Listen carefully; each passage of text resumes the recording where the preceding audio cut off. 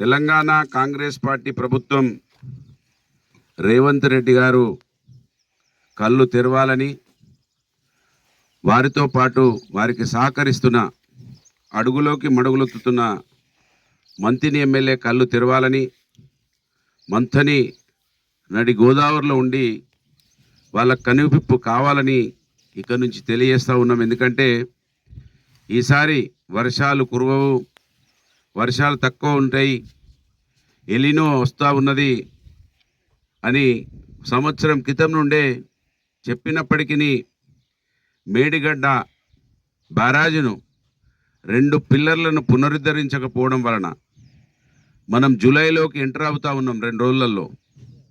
అయినా కూడా ఇవాళ గోదావరి ఎడారిని తరపించే విధంగా అక్కడనో ఇక్కడనో కుంటలలో ఇక్కడ చెలిమెల తగ్గితే ఉన్నాయి తప్ప నీళ్లు గోదావరిలో ఎక్కడ కూడా నీళ్లు లేవనేది మనకు స్పష్టంగా కనబడతా ఉన్నది. వీళ్ళు 33 రకాల సన్నాలను 7 రకాలకు తీసుకొచ్చి ఆ 7 రకాలు కూడా పండకుండా, అసలు వడ్లే పండకుండా కక్ష కట్టినట్టుగా మనకు కనబడతా ఉన్నది. మనం మంతిని గోదావరిని చూస్తూ ఉంటే స్నానానికి వెళ్ళాలంటే ఇక్కడ చెలుబలు తవ్వుకొని స్నానాలు చేస్తూ ఉన్నారు. ఇక్కడ రేవంత్ రెడ్డి గారు మంతిని ఎమ్మెల్యే ఈ రాష్ట్రాన్ని మళ్ళొకసారి అన్నపూర్ణ రాష్ట్రంగా ఉన్నటువంటి ఈ రాష్ట్రాన్ని అడుక్క తినే రాష్ట్రంగా చేయడానికే కంకణం కట్టినట్టుగా మనకు కనబడతా ఉన్నది. చూడండి, మేడిగడ్డ దగ్గర ఎంత నీళ్లు పోతాయి. ఇవాళ కూడా రోజుకు 10,000 క్యూసెక్కుల నీళ్లు పోతూ ఉన్నాయి. ప్రాణహితని కలుపుకొని ప్రవహిస్తున్నటువంటి మేడిగడ్డ బ్యారేజ్ దగ్గర ఇంకో 10,000 క్యూసెక్కులు దగ్గర పెట్టి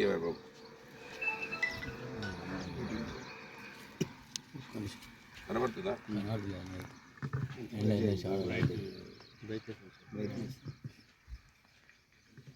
10,000 క్యూసెక్ల నీళ్లు పోతా ఉన్నాయి ఇవాల్టికి కూడా.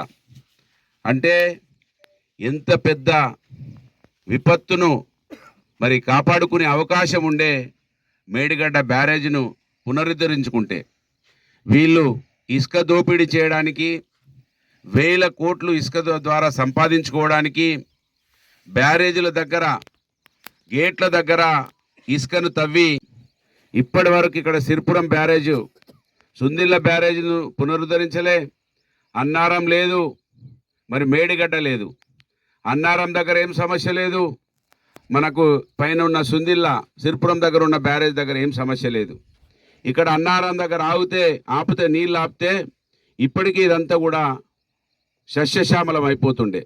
వీళ్ళిద్దరూ ఇసుక దోపిడీ కోసం ఇంత పెద్ద ఎత్తున రైతులని ఇబ్బంది పెడతా ఉన్నారు. ఇవాళ మా గ్రామాలు గోదావరి ఒడ్డు మీద ఉన్నటువంటి గ్రామ రైతులందరూ కూడా, అన్నా ఏదన్నా ఒకటి మాట్లాడు, ఈ ముఖ్యమంత్రికి మంత్రి ఎమ్మెల్యేకు కళ్ళు తెరిపించు అని వాళ్ళ విజ్ఞప్తి మేరకే నేను ఇక్కడికి రావడం జరిగింది. వాళ్ళు రోజు ఫోన్లు చేస్తూ ఉన్నారు. ఈ ప్రభుత్వానికి మా మొర ఏ విధంగా తెలుస్తుందో నువ్వు ప్రయత్నం చేయాలని చెప్తా ఉన్నారు. కానీ ఇక్కడ ఉన్న ఎమ్మెల్యే ముఖ్యమంత్రి రేవంత్ రెడ్డి ఇద్దరు కూడా పైసలు సంపాదించుకోవడానికి చూపించే శ్రద్ధ, ప్రజలను రైతులను కాపాడుకోవడానికి చూపిస్తలేనంతానికి ఏడారిలాగా మారినటువంటి ఈ గోదావరిని చూస్తే మనం జూలై మాసంకి ఇంకో 2 రోజులలో ఎంటర్ అవుతాం. అంటే ఇవాళ ఇక్కడ అడుగుపెట్టే పరిస్థితులు ఉండకుండా నీళ్లు గోదావరి ఒడ్లపాలెం పారేది ఈ రోజులలో.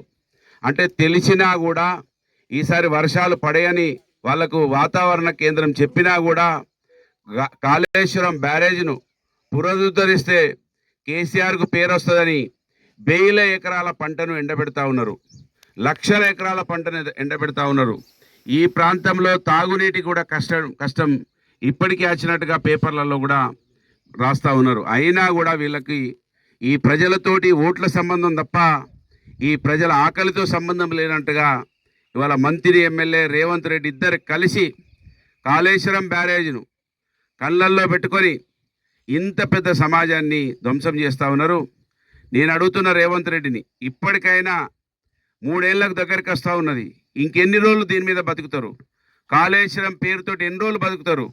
ఎంతమందిని చంపేస్తారు మీరు? ఇప్పటికైనా కళ్ళు తెరవాలని రేవంత్ రెడ్డిని డిమాండ్ చేస్తున్నా. ఖచ్చితంగా అన్నారం గేట్లన్న ముయ్యాలి, సుందిళ్ళ గేట్లన్న తక్షణమే ముయ్యాలి.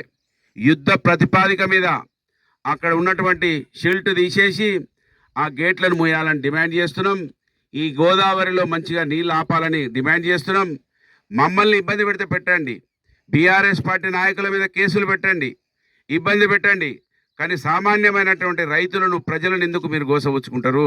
మా మీద కోపం ఉంటే చూపించుకోండి, మా మీద మీకు ఎంత కసి ఉంటే దాన్ని వెళ్ళబుచ్చుకోండి, కానీ సామాన్యమైన రైతులు ప్రజలు అరిగోసపడతా ఉన్నారు. గంగ స్నానం చేయాలంటే ఈ ప్రాంతంలో ఎవరైనా చనిపోయిన వాళ్ళ ఇంటికి పోతే వాళ్ళు మళ్ళీ గంగ స్నానం చేసి ఇంటికి పోతారు. గంగ స్నానానికి వస్తే నీళ్లు లేవు, ఇవాళ వర్షాకాలంలో కూడా నీళ్ళు లేవు. మరి ఏం సందేశం ఇస్తా ఉన్నాడో ఇవాళ రేవంత్ రెడ్డి మంత్రి ఎమ్మెల్యే జవాబు చెప్పాలని డిమాండ్ చేస్తూ వాళ్ళు కళ్ళు తెరవాలని. వాళ్ళు కళ్ళు తెరవకపోతే ఖచ్చితంగా ప్రజలు కళ్ళు తెరుస్తారు. ప్రజల ఆగ్రహానికి ఏదైతే నువ్వు అంటున్నావు కదా, నేను ఎవరు ఆయన పేరేంది మొన్న చెప్పిండుగా సైకో హిట్లర్ అన్నావు కదా, హిట్లర్ను కూడా మట్టి గర్పించిన చరిత్ర ఉన్నది ఈ ప్రపంచంలో. కనుక హిట్లర్ను కూడా మట్టి గర్పించిన, నువ్వు కూడా హిట్లర్ కన్నా తాతవు, నిన్ను మట్టి కూడా కర్పిస్తారనే విషయాన్ని గుర్తుపెట్టుకోవాలి. నువ్వు హిట్లర్ అయినా ఏదైనా ప్రజల ఆగ్రహానికి ఎవరు కూడా తట్టుకోరనే విషయాన్ని గుర్తుపెట్టాలి. తక్షణమే ఈ గేట్లను కిందికి దించి నీళ్ళు ఆపాలని డిమాండ్ చేస్తూ ఉన్నాను. ఇప్పటికైనా ఈ సమాజం మేలుకోవాలని విజ్ఞప్తి చేస్తూ ఉన్నాను. జై తెలంగాణ.